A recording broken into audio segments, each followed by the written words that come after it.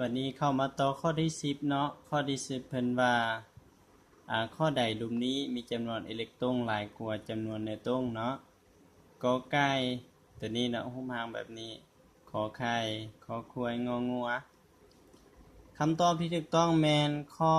งองัวเนาะเป็นหยังเป็นว่างองัววิธีแก้ถ้ามีคือซอกหาจำนวนอิเล็กตรอนและนิวตรอนดังนี้จากสูตรมวลสารเพิ่นสัญลักษณ์ด้วย A เท่ากับโปรตอนบวกนิวตรอนหรือ A มวลสารเท่ากับ Z จำนวนโปรตอนคือกันเนาะหรือ number atom แล้วก็บวกนิวตรอนถอนเอานิวตรอนเท่ากับ A ลบ Z คือเก่าตอบงงๆเพราะว่าเพิ่นอยากได้อยู่ในข้ององัวนี่เนื่องจากว่าจำนวนนิวตรอนเท่ากับมวลสารลบให้ Z นะ Z เท่ากับ16ของตัวนี้33ลบ16เท่ากับ17แต่ว่าอิเล็กตรอนมีค่าเท่ากับ16บวกให้2เนาะ16บวก2ออก18ดังนั้น18จะใหญ่กว่า17ฉะนั้นจึงเฮ็ดให้อิเล็กตรอนใหญ่กว่านิวตรอนคำตอบที่ถูกต้องคือข้ององัวบัดนี้เข้ามาข้อที่11เนาะข้อ11เพิ่นว่าเมื่อให้ก๊าซไนโตรเจนปฏิกิริยากับก๊าซไฮโดรเจนได้ก๊าซอะโมเนียมีสูตรโมเลกุลแบบนี้เนาะอัตราส่วนด้านปริมาตรของธาตุปฏิพันธ์หมายความว่าธาตุตั้งต้นและธาตุผลิตภัณฑ์ตามลำดับแม่นข้อใดกอไก่132ขอไข่321ขอควาย231งองัว123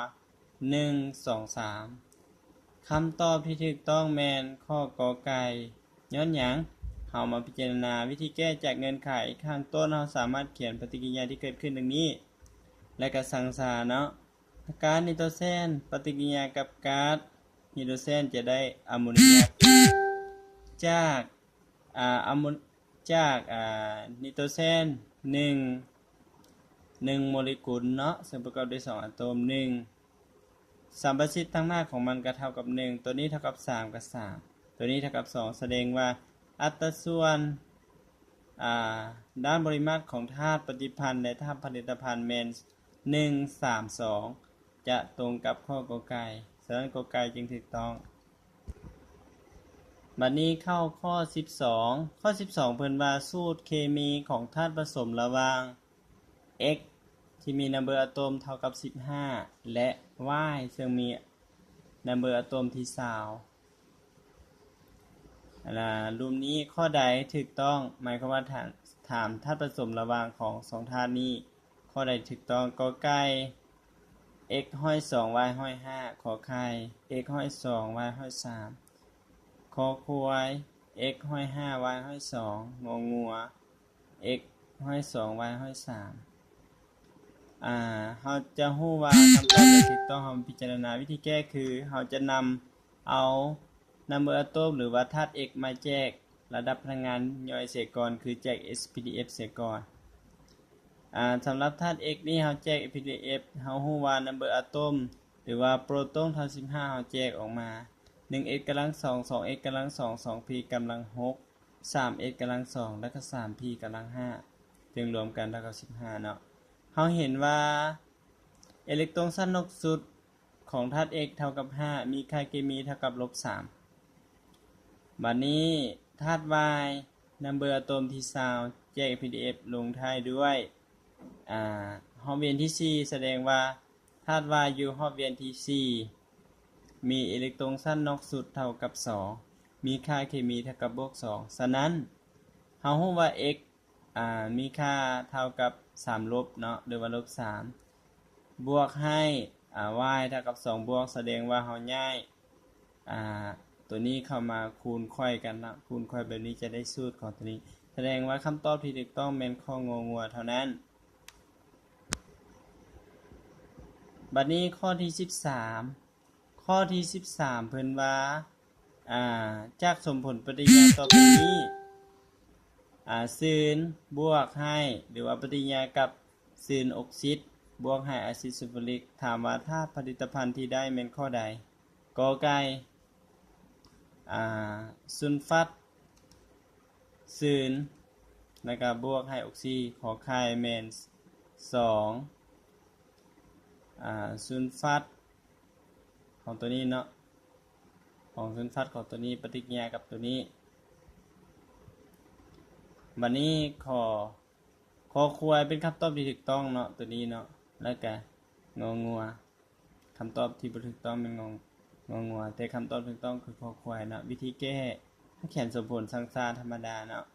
เราเห็นว่าถ้าปฏิพันธ์นี้เกิดขึ้นตรงกับขอควายฉะนั้นขอควายเป็นคำตอบที่ถูกต้องบัดนี้ข้อ14ธาตุผสมแบบอีโอนเกิดขึ้นจากการรวมตัวของธาตุในจุดใดกับจุดใดเฮาฮู้ว่าธาตุผสมอีโอนแม่นธาตุผสมระหว่างไฟฟ้าบรรจุบวกกับไฟฟ้าบรรจุลบธาตุที่มีไฟฟ้าบรรจุบวกที่แรงแม่นจุ 1A กับจุ 7A บวกแม่นจุ 1A ธาตุจุ 7A มีค่าลบ1แสดงว่าธาตุที่เป็นธาตุผสมแบบอีโอนจะต้องแม่นจุ 1A กับจุ 7A รวมตัวกันเนาะแสดงกอไก่ถูกต้องขอไข่บ่ถูกเนาะขอไข่ขอควายก็บ่ถูกงองัวก็บ่ถูกคำตอบที่ถูกต้องแม่นข้อกอไก่บัดนี้ข้อที่15เพิ่นถามว่าข้อใดเป็นค่ายพลังงานคำตอบแม่นกอไก่ย้อนว่าอิงตามทฤษฎีที่ว่าปฏิกิริยาสร้างเป็นค่ายปฏิกิริยาสลายเป็นดูดกอไก่แม่นสร้างเนาะเพิ่นนิยามเพิ่นว่าสร้างค่ายสลายดูดส่วนขอไข่บ่แม่นเนาะเป็นการทำลายพันธะเป็นดูดเนาะตัวนี้ก็ทำลายพันธะตัวนี้ก็ทำลายพันธะคำตอบที่ถูกต้องแม่นข้อกอไก่จากกับบอนปริญญาออกซิเจนจะได้ไอก๊าซคาร์บอนิกเนาะคำตอบที่ถูกต้องจะเป็นค่ายพลังงานปริญญาตัวนี้บัดนี้ข้อที่16เพิ่นว่าถ้าสมมุติว่ามีการแจกย้ายอิเล็กตรอนแม่น2886มีเนอร์ตรงเท่ากับ27เนาะถามว่าธาตุ Y จะมีมวลสารอะตอมเท่าใดคำตอบแม่น51วิธีแก้คือจากสูตรคือเก่าเนาะมวลสารเท่ากับ Z บวก N ซึ่งว่า Z มีค่าเท่า24ได้มาจากไส24ได้มาจากเอาผลรวมของตัวนี้2บวก8เป็น10 10บวก8เป็น18 18บวก6ออก24บวก27ออก51แสดงว่ามวลสารอะตอมของธาตุ Y มีค่าเท่ากับ51จึงถูกต้อง